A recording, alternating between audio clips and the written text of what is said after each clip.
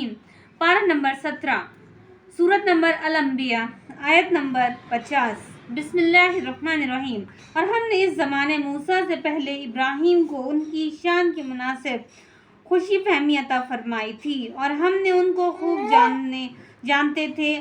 ان کا وہ وقت یاد کرنے کے قابل ہے جبکہ انہوں نے اپنے باپ سے اور اپنی برادری سے فرمایا کہ کیا واہیات مورتیاں ہیں جن کی عبادت پر تم جمے بیٹھے ہو؟ وہ لوگ جواب میں کہنے لگے کہ ہم نے اپنے بڑوں کو انہی کی عبادت کرتے ہوئے دیکھا ہے۔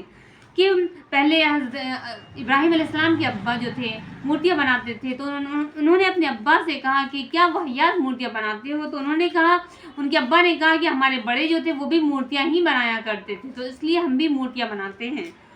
ابراہیم نے کہا کہ بے شک تم اور تمہارے باپ دادا ان کی لائق عبادت سمجھنے میں صحیح غلطی میں ہیں۔ کہ مطلب تم عبادت کے لائق ان مورتیوں کو سمجھتے ہو؟ وہ کہنے لگے کہ کیا تم اپنے نزدیک سچی بات سمجھ کر ہمارے سامنے پیش کر رہے ہو یا دل لگی کر رہے ہو؟ ابراہیم نے فرمایا کہ نہیں، دل لگی نہیں، بلکہ تمہارا رب حقیقی لائق عبادت کے وہی ہے جو تمام آسمانوں اور زمین کا رب ہے، جس نے ان سب کو پیدا بھی کیا اور اس دعوے پر دلیل بھی رکھتا ہے، یعنی کہ ثبوت رکھتا ہے کہ قرآن پاک سچا ہے، آپ حضور پاک صلی اللہ علیہ وسلم پر وحی کے ذریعے نازل ہوا ہے، یہ کسی انسان کی لکھی ہوئی کتاب نہیں ہے، کوئی ہاتھ سے بنایا ہوا پتلا نہیں ہے، یہ سچا کرشمہ ہے۔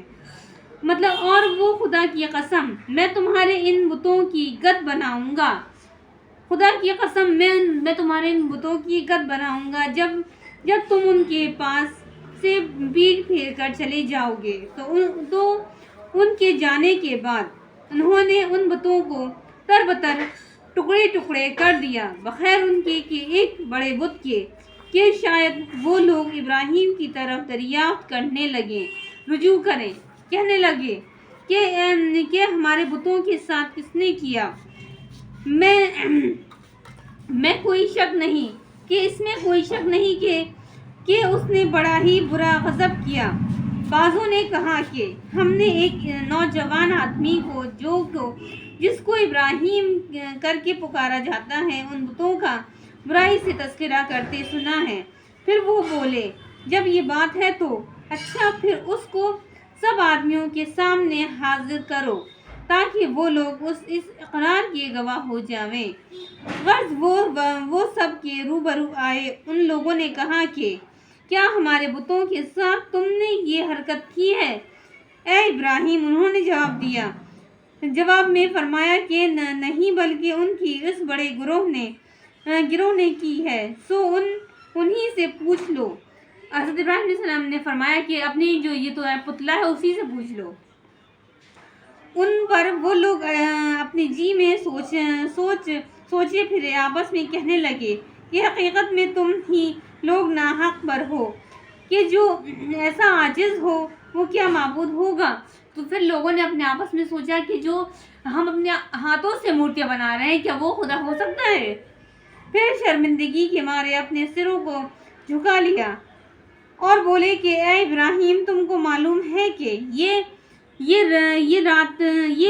کچھ بولتے نہیں، کہ جو ہاتھ سے بنائے ہوئے ہیں یہ جو پتلے ہیں یہ کچھ نہیں بولتے۔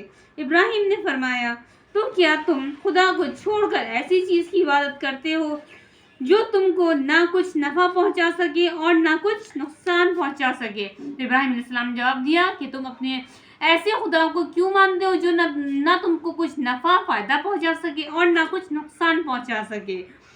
تب ہے کہ تم پر کے باوجود وضو حق کے باطل پر مصر ہو، اور ان پر بھی جن کو تم خدا کے سوا پوچھتے ہو۔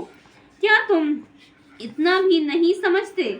آپس میں وہ لوگ کہنے لگے کہ ان کو آگ میں جلا دو۔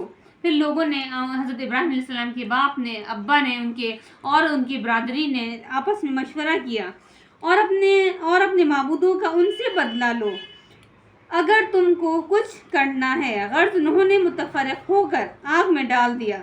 مطلب ان کے باپ نے اور ان کی برادری لوگوں نے حضرت ابراہیم کو آگ میں ڈال دیا. سوچیے ان کے سگے باپ نے, حضرت ابراہیم علیہ السلام کے سگے باپ نے, کیونکہ وہ پتلے بنایا کرتے تھے, تو انہوں نے اپنے سگے بیٹے کو آگ میں ڈلوا دیا. اس وقت ہم نے آگ کو حکم دیا کہ اے آگ تو ٹھنڈی ہو جا,